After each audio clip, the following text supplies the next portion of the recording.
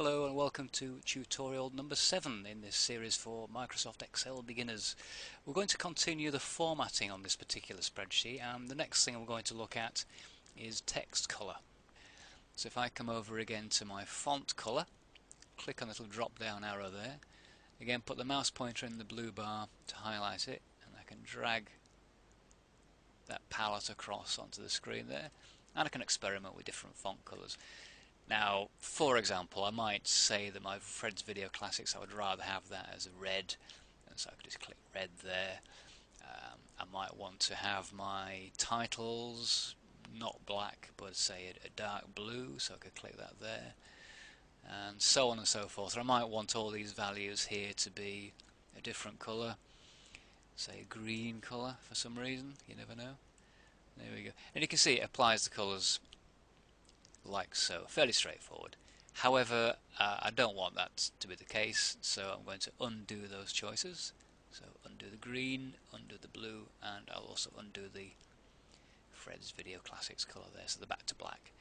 To be quite honest, there are very few occasions where you would want to use any other colour than black for text, but there are some times when you want to highlight a value, and it may be worth choosing different colours, but again, consider when you print the spreadsheet how those colours might look on the printout as well. Black on white or black on a light colour background is perfectly okay for virtually every situation. If you need to highlight a value on the spreadsheet, it's often better to change the background colour rather than the text colour.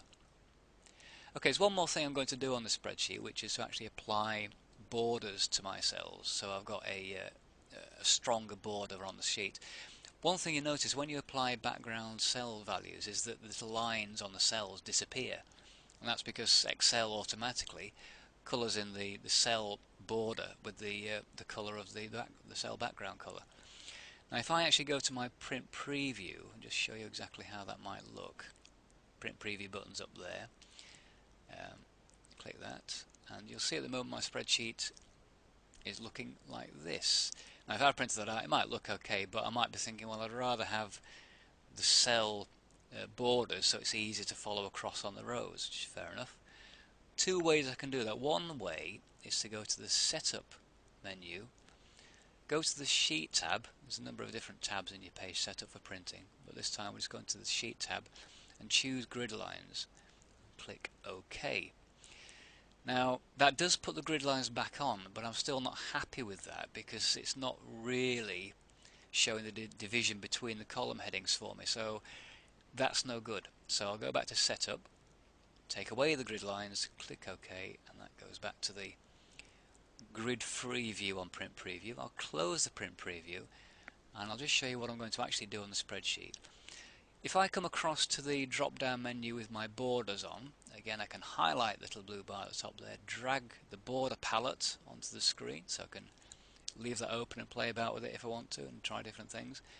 What I'm going to do is highlight all the numbers and labels in the main spreadsheet, so that's everything from D8 in this case back up to A1, and I'm going to put a grid on, and the grid is this option here, the All Borders option. Click on that. If I just click away, you can see it clearly.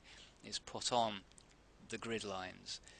Stronger lines than you normally see on the spreadsheet, but these will print. That's the important thing there. And again, I'm going to select all the cells for these totals, average, maximum, minimum, count, and then apply the same formatting, that All Borders button there, click OK. That's all I need to do on this example. Close the borders palette, just click away into the title there, and you can see the finished spreadsheet. Now the only thing I might just finally want to add here is in this total cell B10 there's no value, and I don't ever want there to be a value in there because I'm not bothered about the total of the rental prices. It's a redundant calculation. Now to indicate to people that I don't want a value in there, I'm just going to put a dash in there, or the minus sign if you like.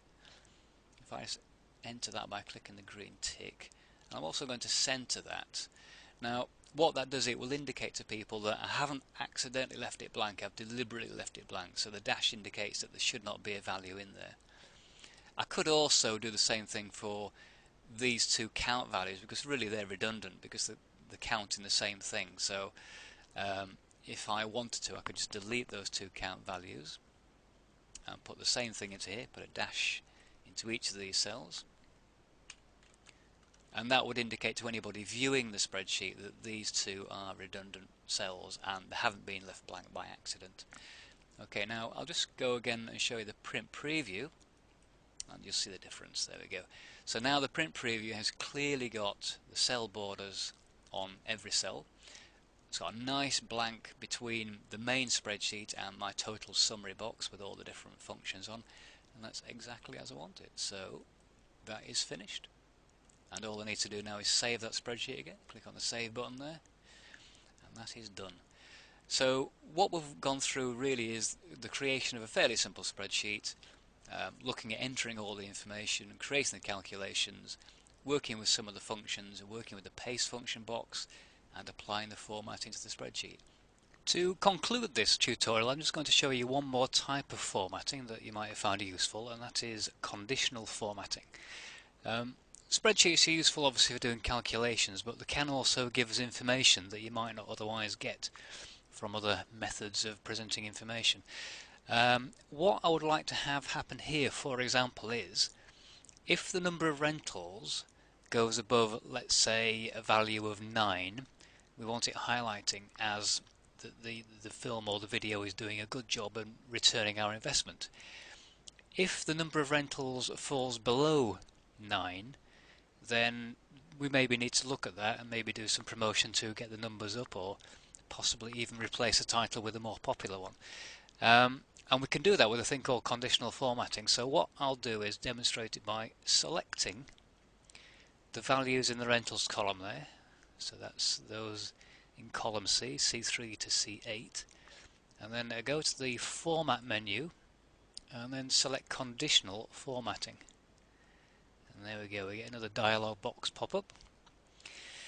Now, what you have here in this condition option are two choices: cell value is and formula is. For this example, simply leave it at cell value is. And remember, we want to highlight the value if it goes above 9. So I click on the drop down box there, and we're going to go to greater than. There's a number of other options as you see, but we're interested in this one, greater than, and we simply type in the value that we're interested in, which is the number 9. So type in 9. The next thing to do is choose the format that you would like to appear if the condition is met. And so we click on the format button, and you can do all sorts of things. You can make the thing go bold, change the actual font style if you want, put a border on it. But all I normally do, and I will just do here, is simply change the cell colour. And so if it's doing well, I will have the cell highlight as a green colour.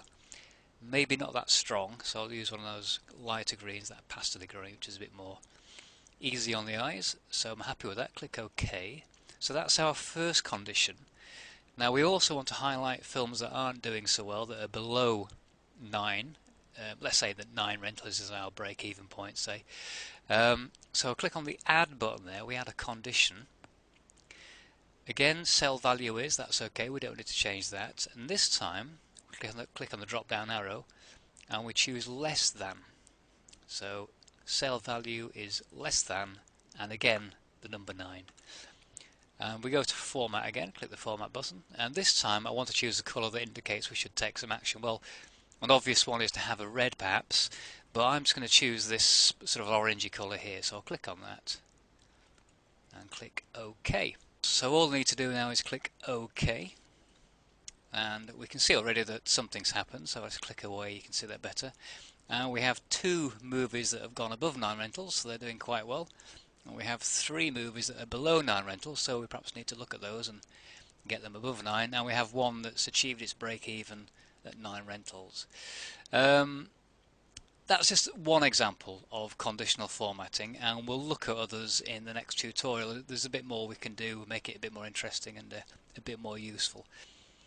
So that concludes this tutorial. Hope that you found some things in there that were useful. Thanks for watching, and see you in the next video.